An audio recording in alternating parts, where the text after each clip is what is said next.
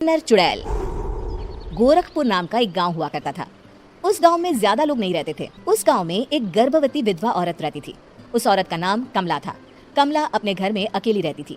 उसके पति की सारी जायदाद उसके नाम हो गई थी, पर सभी गांव वाले उस औरत को मनहूस औरत समझा करते थे और सभी उससे नफरत किया करते थे। एक बार कमला राशन की दुकान पर खाने का सामान खरीदने जाती है। भैया जी, जरा 1 किलो दाल चावल देना। अरे हाय हाय हाय हाय हाय, अरे मनहूस औरत, मेरी दुकान में अपशुगन करवाने आ गई क्या है? चल जा यहाँ से, मैं कुछ नहीं देने वाला तुझे। भाग भाग यहाँ से, चल जा निकल। भैया जी ऐसा मत कहिए, मैं गर्भवती हूँ, मुझे खाने की बहुत जरूरत है, मुझे खाना दे दीजिए। दुकानदार कमला को वहाँ से धक्के मारकर भगा देता है। तभी कमला रोते रोते उस गांव के किन्नरों के इलाके में आ जाती है।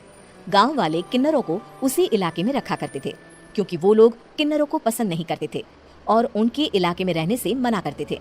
तो किन्नरों ने उसी गांव में अपना एक इलाका बना लिया था। जब किन्नर लोग देखते हैं कि एक गर्भवती महिला रोते रोते उनके इलाके में आ गई है, तो सारे किन्नर कमला के पास जाकर उसका हाल पूछने लगते हैं।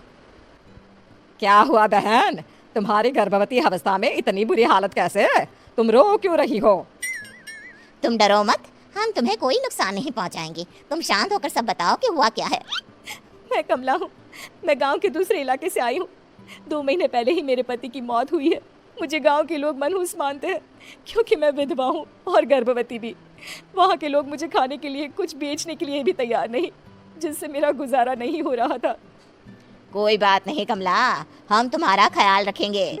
किन्नर लोग कमला को एक खाली घर में रहने के लिए जगह दे देते हैं और उसकी देखभाल भी करते हैं।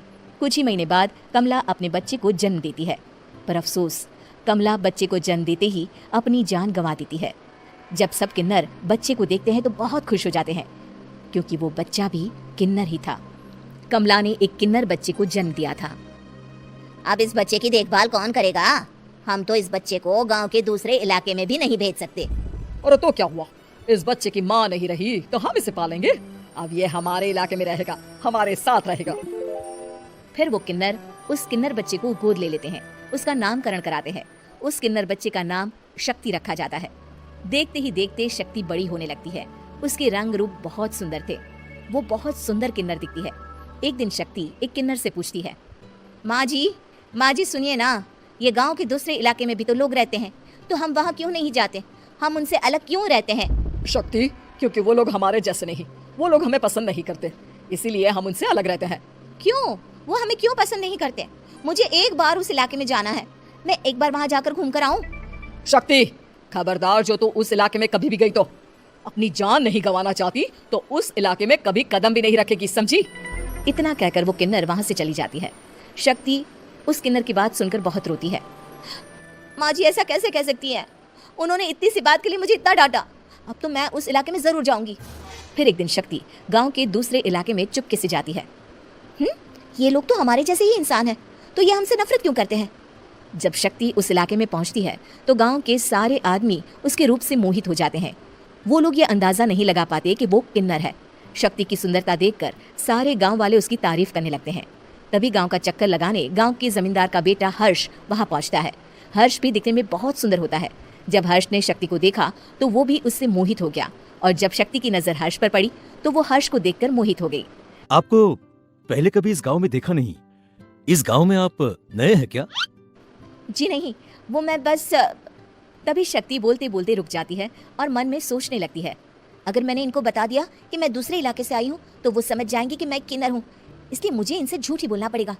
शक्ति हर्ष को कहती है, जी हाँ, मैं इस गांव में नई आई हूँ, यहाँ अकेली रहती हूँ। वैसे आप कौन है?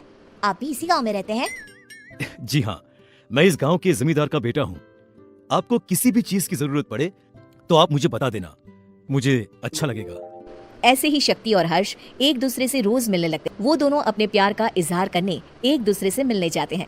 तभी शक्ति का पीछा करते करते एक किन्नर वहां आ जाती है। शक्ति, मैं तुमसे बहुत प्यार करता हूँ। मैं तुमसे शादी करना चाहता हूँ। क्या तुम मुझसे शादी करोगी? हाँ हर्ष, मैं तुमसे शादी करूंगी, पर मैं तुमको अपने बारे में एक सच्चाई बताना चाहती हूँ जो मैंने तुमसे छुपा कर रखी है। तभी उनके बीच में ही वो किन्नर आ जाती है। शक्ति, तेरी हिम्मत कैसे हुई ऐसा करने की? वो किन्नर शक्ति को खींचकर गांव के जमींदार के पास ले जाती है। हर्ष भी वहां शक्ति को बचाने के लिए पहुंच जाता है। जमींदार शक्ति और हर्ष के प्यार के बारे में सुनकर गुस्से में आ जाता है और शक्ति को गांव के बाहर निकालने की सजा देता है। शक्ति ये बात सहन नहीं कर पाती और कुएं में कूदकर अपनी जान दे देती है।